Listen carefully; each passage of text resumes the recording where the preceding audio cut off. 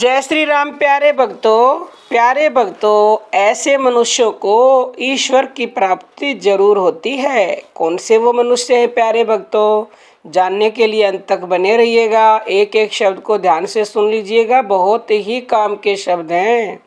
और हमारा दूसरा चैनल है ज्ञानदूत, उसकी वीडियोस देखना चाहते हो तो वीडियो के डिस्क्रिप्शन में चैनल की लिंक मिलेगी। प्यारे भक्तों, निष्काम कर्म योगी भक्त का एक ही लक्ष्य होता है, केवल एक परमात्मा। जिस प्रकार धन का लोभी मनुष्य अपने प्रत्येक कार्य में धन की प्राप्ति का उपाय ही सोचता है, किसी तरह धन मिलना चाहिए, केवल यही भाव उसके मन में निरंतर रहता है। जिस काम में रुपए लगते हैं, रुपए नहीं आते या उनके आने में कुछ बाधा होती है, उस काम के वह पास भी नहीं जाना चाहता। वह केवल उन्हीं कामों को करता है जो धन की प्राप्ति के अनुकूल या सहायक होते हैं।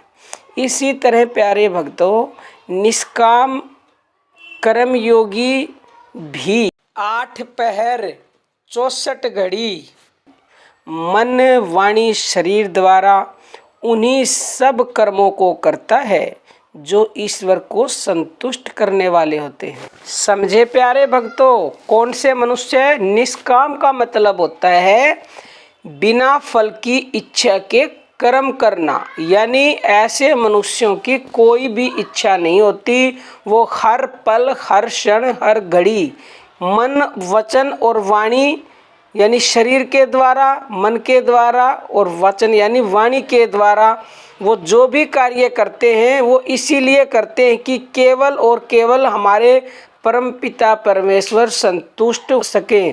उनकी अपनी कोई इच्छा होती ही नहीं है। और वही मनुष्य भगवान यानी ईश्वर की प्राप्ति जरूर जरूर जरूर करते हैं, निसंदेह।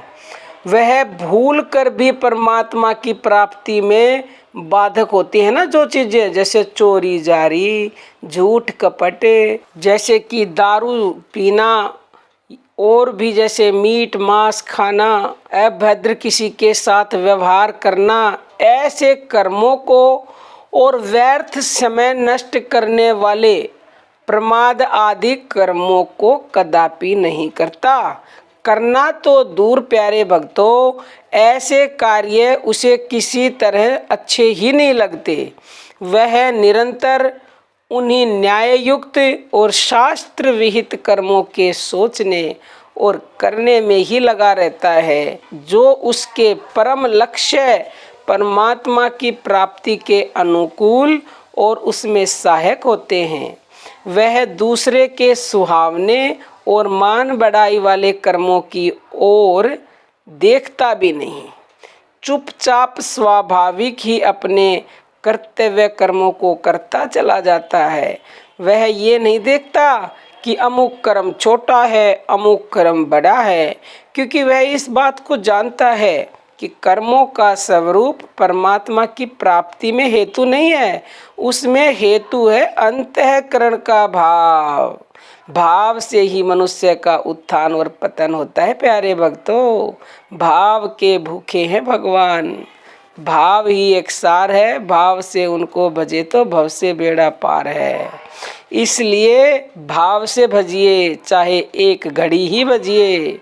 इसलिए वह दूसरे की देखा देखी किसी भी ऐसे ऊंचे से ऊंचे कर्म को भी करना नहीं चाहता जो उसके लिए सही नहीं है। वह यह नहीं देखता कि मेरे कर्म में अमुक दोष है, दूसरे का अमुक कर्म सर्वथा निर्दोष है। वह समझता है कि दूसरे के गुण युक्त उत्तम धर्म की अपेक्षा अपना गुण रहित धर्म ही अपने लिए श्रेष्ठ और आचरण करने योग्य है। प्यारे भक्तों, अगर आप में ऐसे गुण हैं, आप भी ऐसा करते हो, तो निसंदेह दुनिया की कोई भी ताकत ईश्वर प्राप्ति करने से आपको रोक नहीं सकती। लेकिन प्यारे भक्तों, ऐसे भक्त कोई बिरले होते हैं लाखों करोड़ों में, लेकिन असंभव कुछ नहीं होता क्योंकि पहले भी ऐसे भक्त हुए हैं और अब भी हैं और आगे भी होंगे। ये हम पूर्ण विश्वास से और अनुभव के साथ आपको बताते हैं। तो आप इन बातों पे यकीन कीजिएगा और अपनी भक्ति को निरंतरता से करते रहिएगा, क्योंकि न जाने आपका प्रारब्ध कैसा है। आप भी ऐसे मनुष्य अगले हो सकते हो निश्चित। कभी भी ये ना सोचें कि ये इतना मुश्किल कार्य है।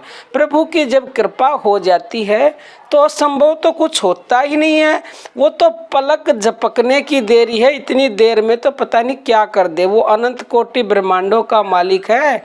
उसके सोचने मात्र से यानी संकल्प मात्र से ये पूरी सृष्टि बनी हुई है प्यारे भक्तों। और संकल्प अगर छोड़ दिया ना तो ये कितनी बड़ी सृष्टि है। ये सारे जितने भी अनंत ब्रह्मांड हैं ये एक पल में भस्म यानी लय हो जाएंगे, कुछ भी नज़र नहीं आएगा। तो वो क्या नहीं कर सकता प्यारे भक्तों, वो सब कुछ कर सकता है। वो आप पे जिस दिन कृपा कर देगा, कृपा जब करेगा जब आप लाइन में लगे रहोगे यानी भक्ति करते रहोगे, तो वो अवश्य ही कृपा करेगा। कबीर जी कहते हैं कि राम नाम रटते रहो जब लग घट में प्राण, और कभू तो दीन दयाल के भनक पड़ेगी कान। बड़े ही दयालु है वो, अवश्य सुनेंगे, उसे पुकारते रहो पुकारते रहो। तो प्यारे भक्तों आप समझ गए होंगे।